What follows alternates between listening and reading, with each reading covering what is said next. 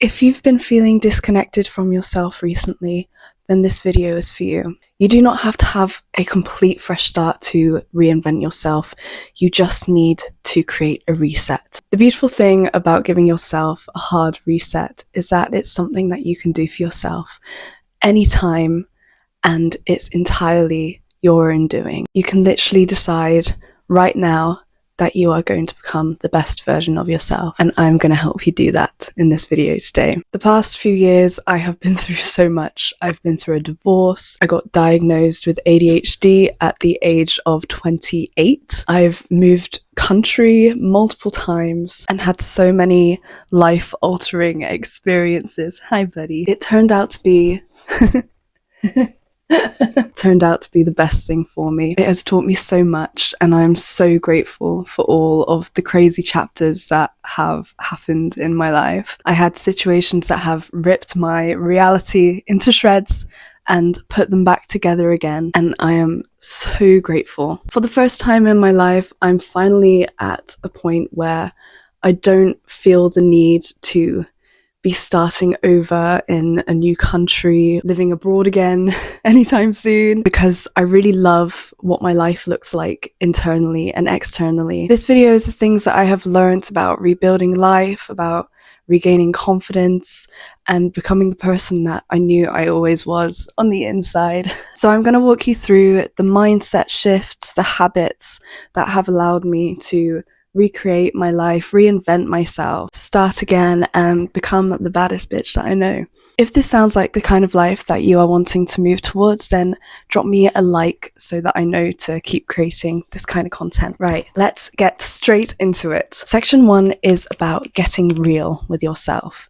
It's about asking yourself the often difficult questions about where you're at and about the situations you're in. Who are you right now? What is making you unhappy? And who do you want to become? If this is something that you cannot answer off the top of your head, consider writing it down and journaling a few pages and getting it out on paper. Think about who inspires you, what kind of energy do you want to exude? Who do you feel that you are on the inside? Are you a more soft-natured person? Are you fiery? Are you confident? Are you artistic? Are you disciplined? Are you feminine? Are you emotionally calm? It's important to ask yourself, how are you self-sabotaging? For example, are you someone who procrastinates? Are you someone who doom scrolls? Do you stay around draining people? Are you constantly comparing yourself? Do you spiral in negative self-talk? Do you quit too early? Are you always waiting to feel ready? Are you seeking validation? Do you have a fear of embarrassment? And are you staying attached to old versions of you that no longer benefit you? Sometimes we stick to what's familiar because it's what's most comfortable to do,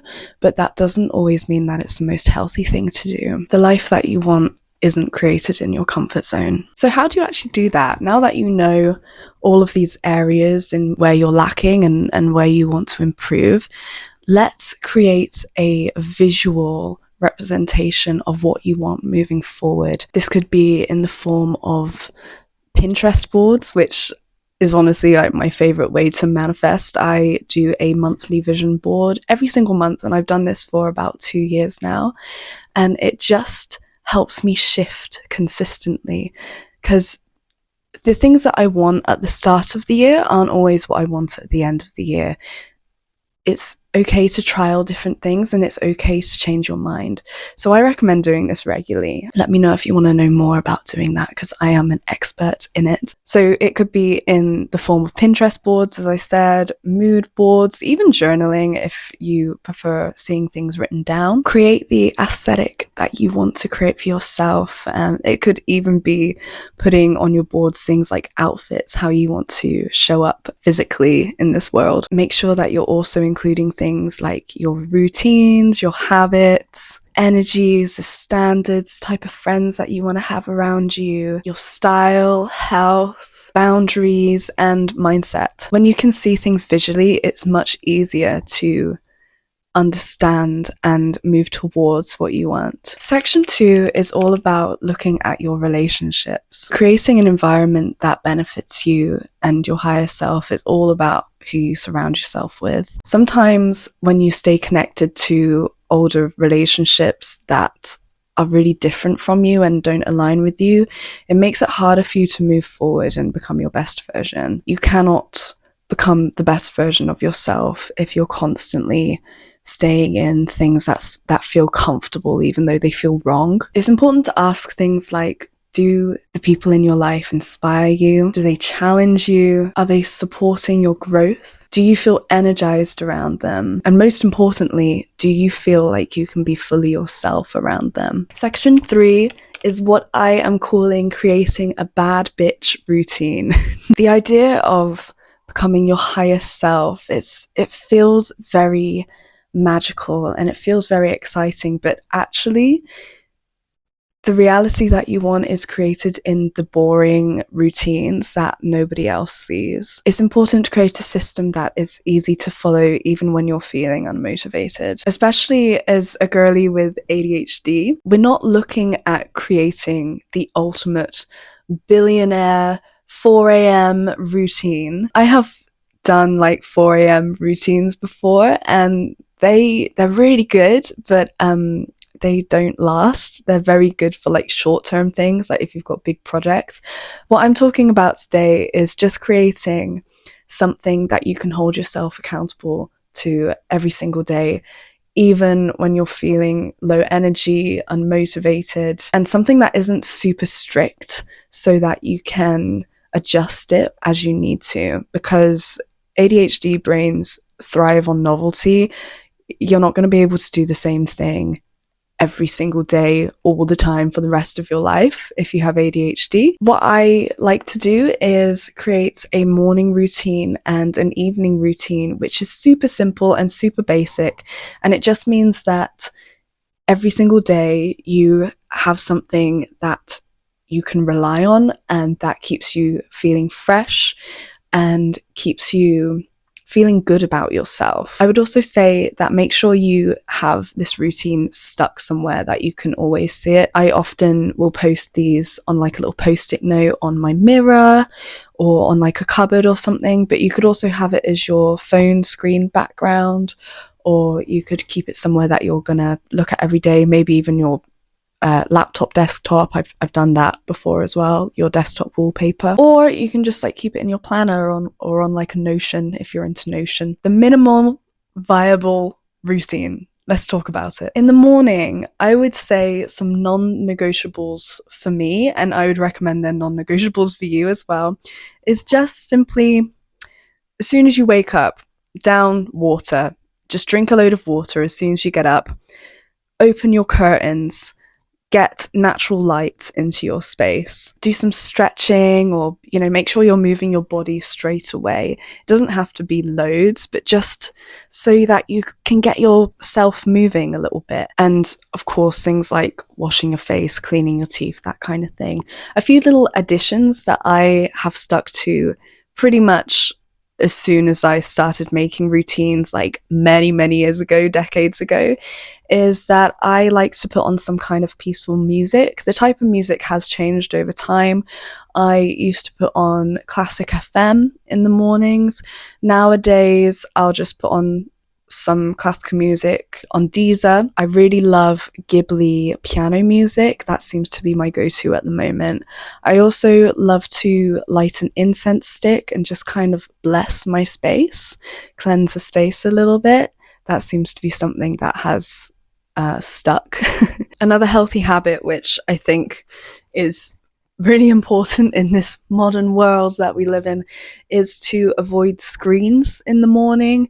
I'm a little bit guilty of this because I am a bit of a workaholic. So as soon as I wake up, if I'm feeling inspired, I'm like, okay, straight on the laptop, let's write down ideas. But really, I know that it's probably not the healthiest thing to do. So little note to myself and a note to you as well. Try not to touch your phone for the first 20 minutes or so of your day. Do something kind of natural dopamine-y. If I have time in the mornings, which I often do because I love my slow mornings, I will just read a chapter of a book. Evening routines. I love my evening routines. I love my slow evenings as well. I I really try and embrace a slow life in general, and I think having a core set of habits that I stand by really helps me to just feel less jittery and feel less all over the place. So my evening routines usually consist of tidying up my space so that when I wake up the next day, it's nice and clean and I don't have to think about stuff like that. Making a plan for the next day. I'm a big note taker, so I will do some bullet points. In fact, recently I've started doing something on my phone. I take my reminders app and I have sections for every single day of the week, and then I have them on my computer, I have them on my laptop, and I have them on my phone as well, so that I can just see every day like what I'm working on that day, as well as my calendar and my diary. I have ADHD, okay? I need a lot of ways to remind myself what I've got going on. Going back to the evening routine, it's all about creating something that's low stimulation. So creating a nice setting for you to slow down, like maybe lighting some candles, having some nice mood lighting. This is all about creating something that is low pressure and something that you feel like, yeah, I can definitely do this. This is not too much.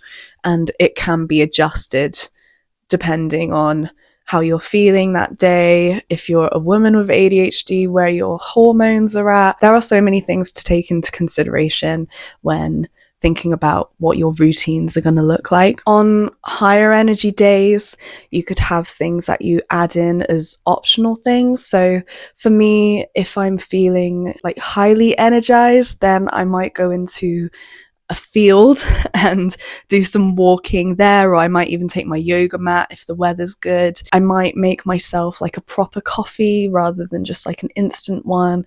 Just things that feel very slow, things that feel very calming, but also will give you that really nice hit of dopamine that will make you more productive throughout your day. Because what we're talking about here is creating a system that will make you feel so good about yourself that you will be able to ace anything that you've got during the middle of your day. Something that I truly believe in is how confidence is built through experience. It's not something that you just click your fingers and you wake up as confident. It's something that is created through evidence of you staying true to yourself. You become confident by proving to yourself that you can trust yourself. So this is why I think it's really important to have very small actions that you hold yourself accountable to every day that don't feel like you're conquering the world, but just create this sense of, oh, I can do this for myself. I trust myself. Small actions repeated daily will literally help you to shape your reality. Section 4, let's talk about location. I am the queen of moving locations, and I think for me, when I have moved so much in my life, and I have had so many fresh starts. And as I said before, I'm at a place now where I feel like I no longer need to physically change my space so drastically in order to create those fresh starts. However, saying that, there is something to be said about physically changing your space in order to create a fresh start. Environment impacts so much of your internal reality. It doesn't have to be as drastic as moving to Japan like what I did, but there are simple ways that you can alter your external to shape your internal, such as rearranging your space. I get so bored, to be honest, when I'm looking at the same space every single day. This is part of why I bought a van, because I knew living in a house, like, I would just get so bored, like, looking at the same view every day. So I wanted to be in a situation where I could have that novelty, where I can have that newness and wake up to beautiful scenes and feel inspired in a new location. However, my inside of the van, it looks the same. So I make a big effort to make sure that everything that I have in my van is is easy to change up. Even down to like the bed sheets that I have, they're all pretty different. And I noticed that when I do something as simple as changing my bedding, it kind of changes the whole vibe of the room. Same goes for the throws that I have on my sofa. If you're not in a van like me and you're actually in a house, it's kind of easier because you can just move furniture around and change up your space that way and create this sense of like novelty and freshness. Another thing that you can do is changing where you work. Like if you are someone who works from home, you can change up your space by going to a different workspace, going to a cafe. Other things that you can do is spend more time in nature, traveling, as I mentioned, but also things like decluttering. I get so overwhelmed and overstimulated when there's too much stuff around me. And so for me, the less I have, the bigger my mindset feels, the more confidence I have, and the more space I have to come up with new ideas and be creative, and I don't feel like stifled. You don't have to completely change your life, but a change in environment really helps. Sometimes you just need to interrupt your environment to keep you from feeling stuck. Section 5. This is one of my favorites. This is the digital detox, and I love me a digital detox. I get so overstimulated with all of this social media, and I feel like my job is social media, so it's a real fine line that I have to walk. So I can proudly say that I am an expert in digital detoxing at this point. The first thing I would recommend that you do is to unfollow accounts that don't benefit you, accounts that trigger comparison, that make you feel uninspired, muting negativity. A big one that I had to declutter was my news, because there's so many terrible things going on in the world.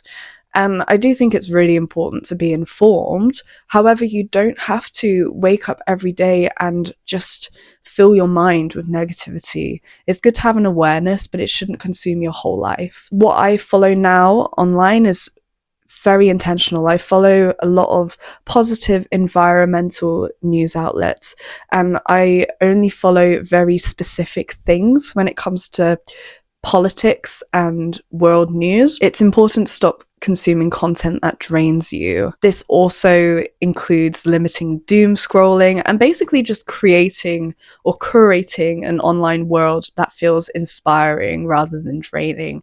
So once you've removed all of the negativity, all of the drainage, all of the FOMO, whatever it is that's keeping you at this lower vibration, you can replace it with things that feel so much better. Content creators that I follow now are mainly things that will better my career, for example. So I follow a lot of social media experts, inspiring creators, wellness creators, things that are to do with creativity, fitness, art, things that benefit me. I follow like ADHD creators as well, and hypermobility creators, things that are actually bettering me as a human rather than like just mindless doom scrolling content. Things that you can also follow are things like education and things that make you feel peaceful rather than like on edge and kind of chaotic internally. Moving nicely on from that, the digital detox is to create more than you consume. This is one of the things that has made me feel so alive and has completely shifted me from someone who feels behind into someone who feels like they are doing something really special and important for themselves, important for myself even. I'm not just talking about creating content, because I know that's not for everybody, but it's about creating in general. But this also includes all kinds of things like music, art, drama, photography, so many types of media that you can try out, taking classes, pottery, painting, even something like stylizing outfits, which is something that I have a lot of fun doing, writing, cooking, building stuff, and just documenting your life. I want to put forward a challenge for you. For the next 30 days, try to create more than you consume. Have a think about what you really enjoy doing. It doesn't even have to be something you're good at. The point is not to do something perfectly. It's just to create joy and fulfillment in your life. So let me know in the comments what you're going to be doing for the next 30 days. I'd really like to see it. Section 7, look for glimmers. This is for all of my spiraling girlies who just find themselves maybe not living in the present very much. Maybe you are feeling anxious about the future or even depressed about the past. And this is about centering yourself back in the present and seeing in this moment right now, what is there that brings you joy, gratitude, because there is always something. I truly believe that no matter how difficult life gets, there are always things to be grateful for and joyful about. I mean, heck, like I literally had some of the worst years of my life, going through a divorce and moving countries and having to start again. Like there were so many different layers to my life, but within all of that, I was able to find the glimmers in it, and it just healed me so much, to the point where, yeah, there were terrible things that were happening for me that a lot of the time were completely out of my control, and I had no idea what I could do as an individual to help the situation. But at the time, I had guinea pigs who were just bringing me so much joy, and being able to look after them every day was just like the ultimate glimmer for me. And I had an amazing group of friends. I have an amazing group of friends who supported me through everything and listened to me and helped guide me and inspire me. I had a beautiful house that I was living in, that although the atmosphere was hard at times, I was so grateful for that house because it was my dream house in Japan. It was this beautiful little bungalow that was built in 1950. It was really old and it was just stunning. So I felt grateful every day for things like that, and the opportunities that I had with my music. I was regularly gigging in Osaka and Kyoto under my stage name Neon She, which I no longer do anymore, but that was such a magical chapter, and the opportunities that came from that. There were so many glimmers. And what I'm trying to say is that even though life can go to shit and everything can feel really overwhelming, looking for glimmers is the one thing that you can really do for yourself and choose for yourself in order to fix your mindset. You can teach your nervous system that even in the most painful and tricky situations, there is still beauty in life everywhere. And it's about noticing what makes life beautiful again, because when you start noticing, you will notice them more and more and more. Looking for glimmers is looking for situations that make you feel safe and happy, relaxed, calm, and alive. Some really simple glimmers that are less specific to my situation could be seeing the sky on a sunny day, or seeing how dramatic the clouds are. Here in England, it's very cloudy, but I love looking outside. I love seeing the clouds. I love looking at the rain. For me, it's so beautiful, and I don't feel miserable looking at it because I just think it's so dramatic and so gorgeous. It could be your favorite song. It could be an animal, a cute animal that you're around. Being in nature, laughing with your friends, having your favorite snack or your favorite meal. It could be waking up in clean sheets and having a great book collection, which is one of my current glimmers. It could be warm drinks. It could even just be little peaceful in-between moments. So look for glimmers. Notice what makes life feel beautiful for you again. Section 8 has been such an amazing lesson for me, especially over the last year, 2 years, and that is to embrace your inner child. I feel like a lot of adults abandon their inner child because there's this need to be serious in order to get what you want, and I honestly feel like that couldn't be further from the truth. Just because you're an adult, that doesn't mean that you have to suck the joy out of everything. The older I get, and I'm 29 next month,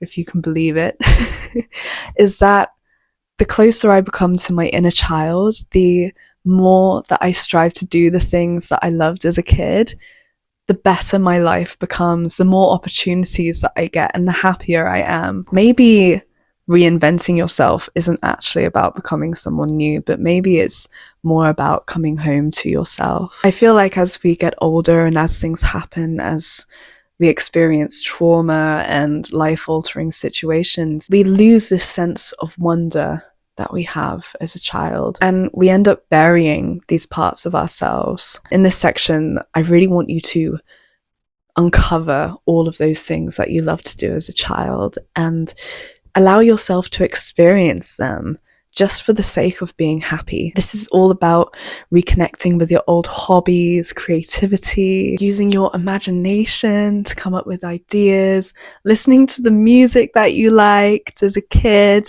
and having that sense of nostalgia. It's about dressing authentically, experiencing playfulness and nature. Like, recently, my sister and we've started like building dens, and we're like adults. And we'll just go out into the forest and like build a den, and we'll just like sit in it and chat for ages and just have the best time together. And that was my sister who brought that out of me. She's got this amazing sense of childlike wonder, and I find it so inspiring, and she has taught me even more so than what I was learning by myself. She has stepped it up a level for me about how important it is to embrace your inner child and to just embrace the playfulness and silliness and humor. It's about creating joy without shame and embarrassment. So embrace your inner child. It's honestly been one of the most helpful things that I have learned to do in my adult life. I've got a final note for you guys. You are allowed to reinvent yourself anytime. There's no time frame for these things. You don't have to wait for permission.